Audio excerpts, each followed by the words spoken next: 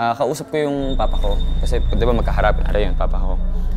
Yung likod niya, malalim yun eh. Parang malalim na hallway na makikita mo hanggang dulo-dulo ng bahay. Basta makita mo siya. Siguro hanggang doon sa dulo ng room.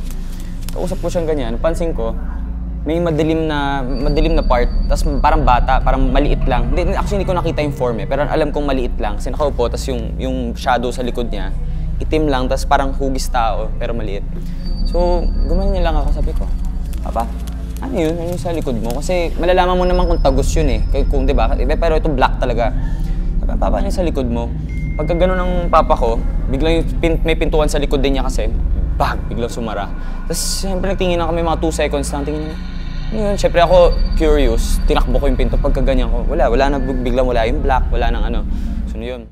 Totoo din pala yung itim lang siya, pero walang muka. Pero kitang-kita mo yung shape ng itsura ng ghost, kung babae ba or lalaki. Yung nakita ko nung time na yun, dalawa kasing nakita ko.